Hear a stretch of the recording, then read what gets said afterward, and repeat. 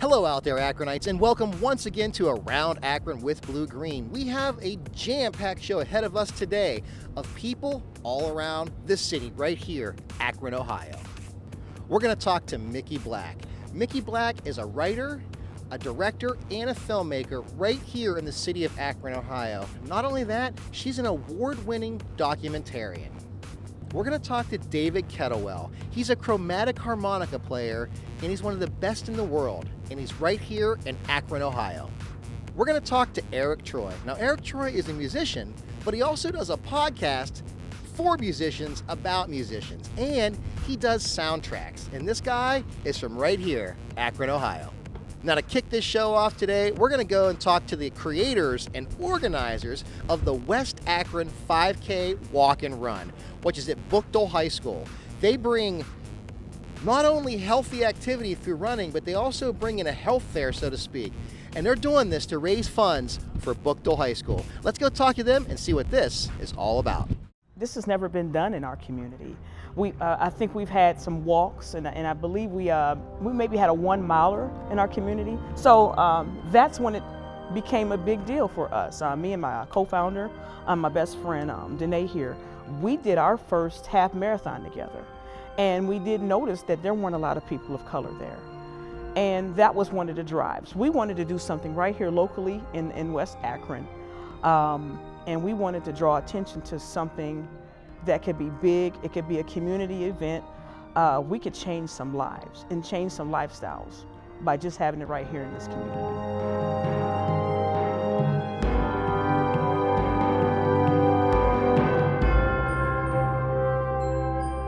So one of the reasons that I'm passionate about the West Akron 5K is the health aspect of it. With the co-founder and the volunteer coordinator, we kind of fell into our roles. The founder, she's very driven to achieve goals, whereas I have another focus of health and wellness and getting people together to do activities, and the volunteer coordinator, she likes to volunteer, and we kind of all fell into our roles that way by running the race. So my focus is actually the health and wellness initiative. I go to different activities around the city. I go to free yoga classes and I tell people about yoga classes. I try and participate in as many 5Ks as I can. Access is Access Women's Shelter. They have a 5K. I do a lot of 5Ks downtown Akron at Lock 3. And I just try to involve myself in community activities and bring my friends and family and get them excited about health.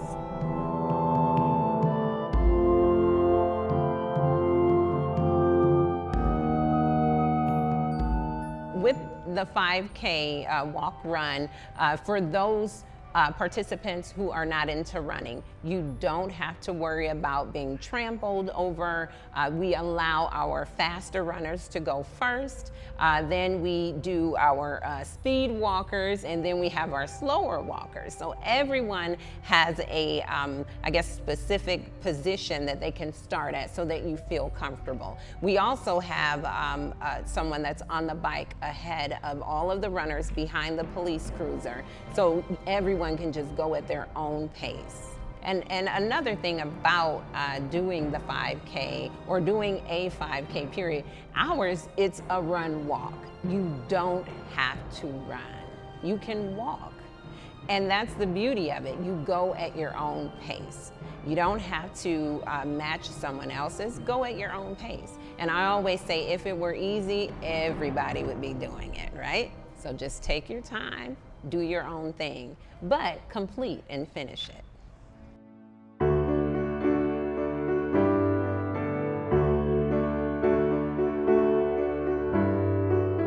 Why Akron?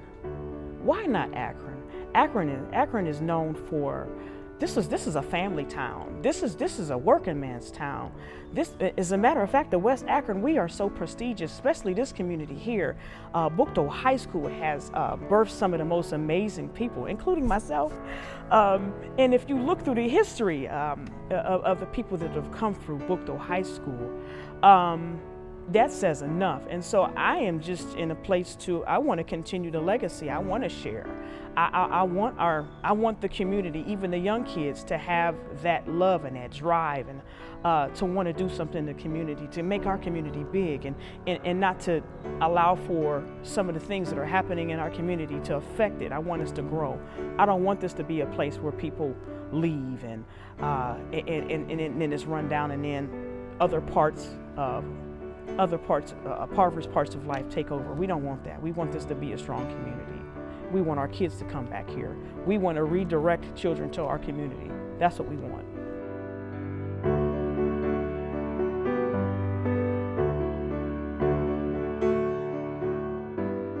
Again, like founder Mary Anderson said, why not?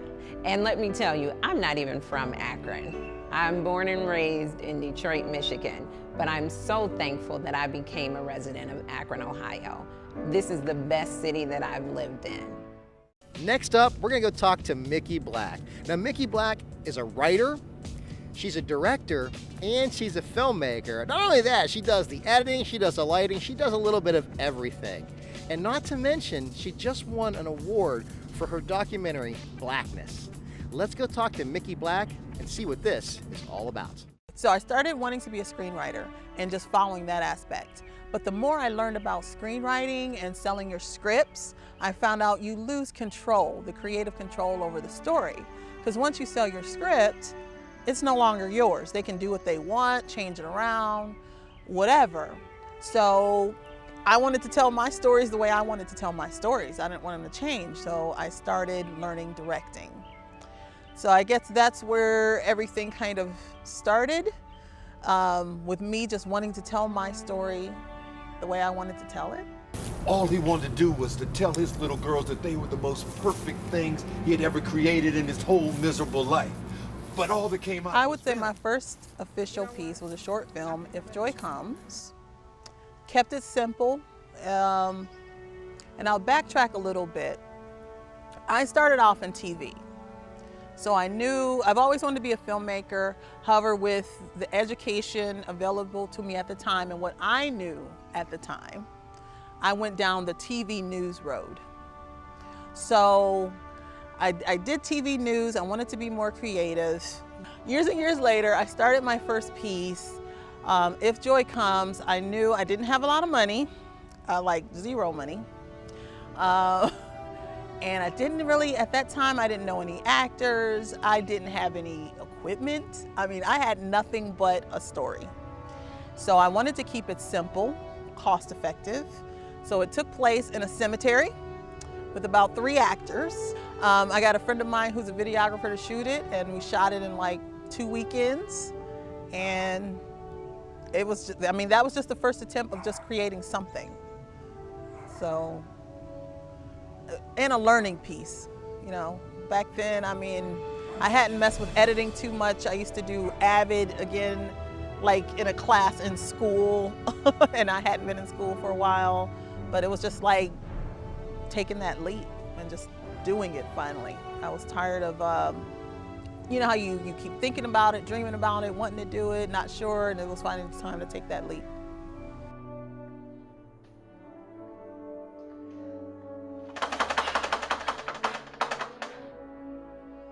I dream movies. It's always in a dream. It's always, or pictures, or it just comes. I call it, might seem weird, but it's really divine inspiration working through me, because it comes in pictures, and I'll see a scene, and then it's like, okay, let me hurry up and write this down. It may happen at 3 in the morning, and I literally keep a pad of paper by my bed so I can wake up at 3 in the morning, write the stuff down, and go back to sleep. When we started moving in, people started moving out. I grew up on, I would say, the southeast side of Cleveland. So we're talking about Blackness. And as I said earlier in the interview, they come to me in dreams. I am in the middle of working on my feature film, Hush, and I literally wake up from a dream with this documentary idea. And granted, I'm sure seeds have been planted. It came from, it's called Blackness. It's about being Black in America, just speaking with real people about their experiences. And just the news and seeing different murders happening and just a lot of things that I'm sure that frustration came across somewhere. But I wasn't necessarily thinking about making a film about it. And again, I woke up with the idea and was just like, I don't do documentaries, really? And I kind of let it go for a while because again, I was working on my feature, like, let me work on this feature. I got to get this done. You know, I'm ready to do this. But it's one of those things that ideas kept coming. It just wouldn't leave me alone is the best way I can say it. So I literally had to have a talk with my producer of my feature to say, hey, I have to do this film. So we're going to pause just a moment. I'm going to do this film. And that's what we did. I just, this one I did myself. I just wanted to keep it simple, talk to people. So it was a one-woman crew. I just grabbed my camera, microphone, a couple lights, and just called up some people and just went to their homes and shot it.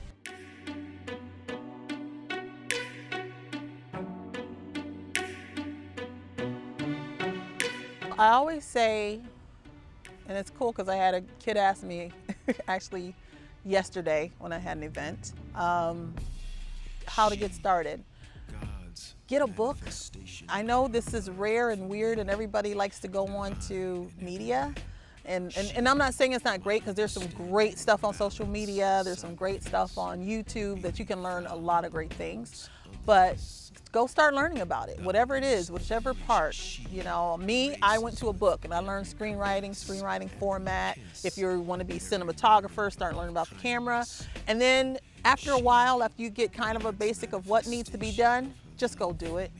In this day and age, they are so lucky because they have the technology. They can shoot the movie on their phone. I've been at film festivals where cell phone movies have made it into film festivals. So just go shoot it, good, bad, or indifferent. After you, like I said, get your foundation, then you just got to do it. Do you have any idea what a chromatic harmonic is? Well, let me enlighten you a little bit by talking to David Kettlewell. Now, he's one of the best in the world. He's actually going to be going to Italy to tour Europe here in the near future with his chromatic harmonica. Let's go talk to David Kettlewell and see what this chromatic harmonica thing is all about. The first instrument that I remember playing was a harmonica. I had those little diatonics and they were a toy. It wasn't an instrument to me, it was a toy. And so I would sit and fiddle on it and play with it and play little tunes, but it was always in my pocket, probably from the age of 6 until 13. And it was just went around with me everywhere I went. I wasn't a good player. I didn't really even play music that I remember too much, but I used to play with it as a toy.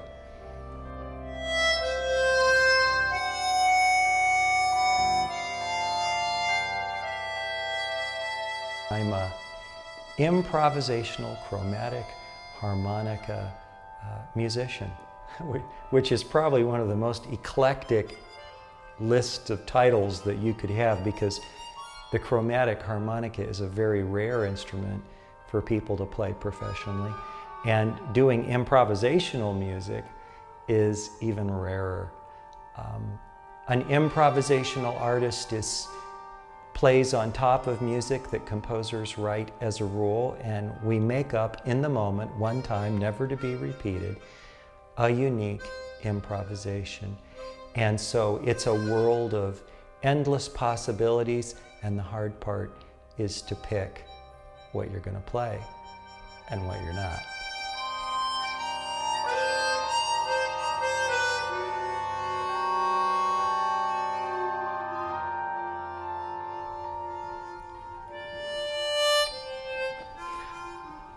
What is a chromatic harmonica? It's two of those little baby diatonics, one put on top of the other, kind of with a slide to kick back and forth, so you have all the sharps and flats. So I can play a full chromatic scale.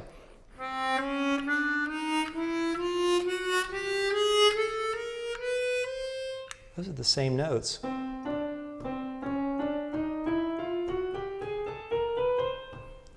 All the notes. But I also have, unlike the piano, all the notes between the notes. For an example,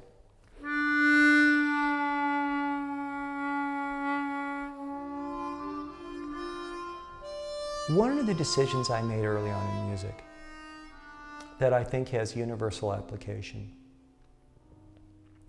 I never tried to sound like anybody else.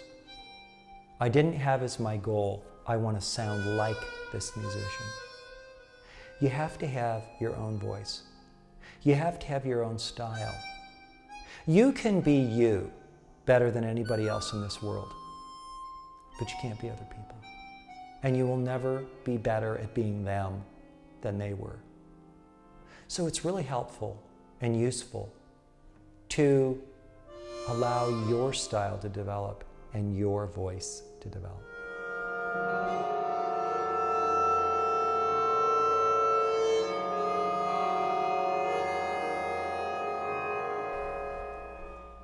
Whether it's harmonica or writing books or whatever you're doing, the question for everybody is, how do you make something good happen in your life where you are? You're not in Los Angeles, you're not in Belgium, you're not in Holland. We're here in Ohio. How do you reach worldwide success in really what is not a major market? How do you do that? Well, the answer is that the web brings the whole world to you. You can do a video on some topic, and that video can be watched 24 hours a day anywhere in the world where there's internet access. You can create an opportunity that around something that you're better at than you think you are. If someone had said to me, are you a good harmonica player? Yeah. Are you one of the best in the world? I didn't think along those lines. Other people did, but not me. So sometimes we kind of almost underestimate our own potential. And I think that whether you underestimate your potential or you don't, you want to be open to opportunity. When opportunity knocks, accept it. And so I would say that the Italian composers learned about me from the web. Manufacturers learned about what I could do from the web. So the web is your portal to the entire world, and it's as true for you as it is for anyone else. So, I mean, if somebody in Akron, Ohio can get invited to go do music in Europe and live there, playing chromatic harmonica, I think just anybody can just about anything. I guess this is the weirdest story that I could come up with if somebody said, come up with a weird story. It's a really eclectic, weird instrument, and doing improvisation is pretty strange too, but you know, one thing falls into another, but I'd say one thing, do what you love. Because you know, when you're doing something that you really enjoy, people pick it up. And they become fascinated because you're having fun. Somebody might like my music and maybe they won't, but they're never going to question that I'm having a good time and that I'm enjoying my music. And really, I don't believe in fame. I never have. I don't think it's a healthy dynamic. So I just kind of keep my mind on helping other people and enjoying my music, and that works pretty well. So be nice to other people, be respectful to other people, enjoy yourself, get good at the things you enjoy doing, and you might be real surprised where things go. Next up, we're going to talk to Eriq Troi. Eriq Troi is a musician. When I saw him playing out, he does something he calls house music. You've got to see what this guy can do. Not only that, he does a podcast for musicians, and he does soundtracks for local films here in Akron, Ohio. Let's go talk to Eriq Troi and see what this guy's all about. When you bloom where you are planted, you know, the world comes to you. Even without the technology, that's just a philosophical thing that it just happens. That's an esoteric concept. You know, when you bloom where you're planted, you know, pollination comes from everywhere. You know, ideas come from people come from everywhere, and then they take it. But then there's this rare flower that sits right here in Akron, Ohio, and people will come to it.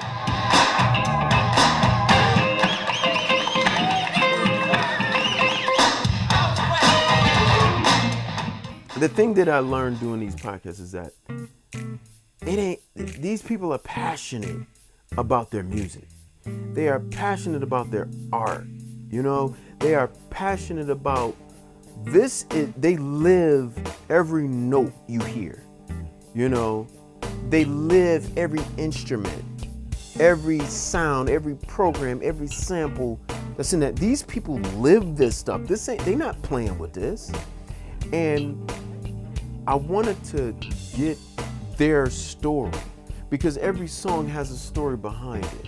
Every artist has a life journey.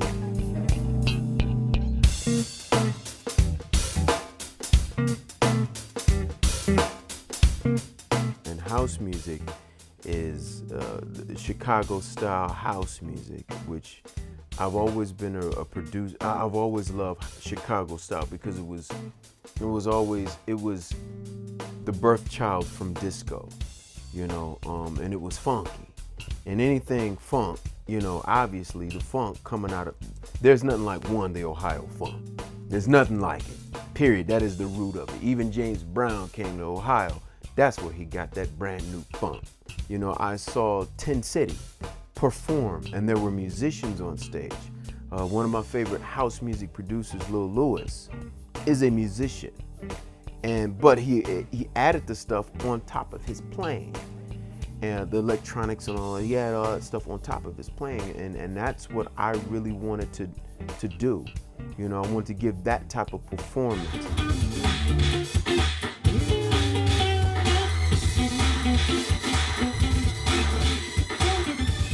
Working with some directors and movie makers from around the area, that just gives me practice, because again, Quincy Jones is my template.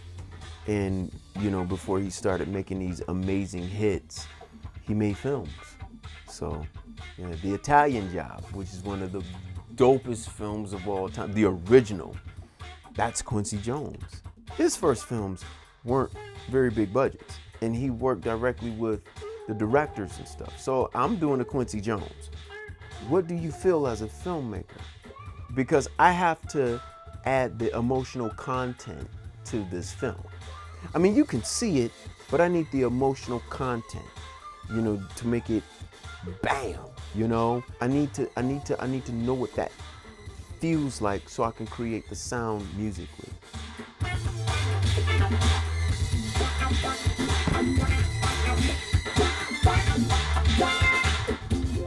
We can be a hub. Well, no, you don't. Yes, you can. You have everything. I look at this cat named Michael Stanley. Really? He's well known in this area. I look at this cat named Neil Zaza. You know, he tours Asia, but what a lot of people fail to realize, he was the man here first. You know, super duper uber guitar god. You know, this guy was the man here first. You know, so who's the next one for Akron? Who's the next one right here? Who's going to bloom with their planet? Well, I'm just going to do my part and do what's in me to do, you know, and in hopes that, you know, and there are other bands that are doing it, other musicians and producers, you know, that are doing it right here, right where they are.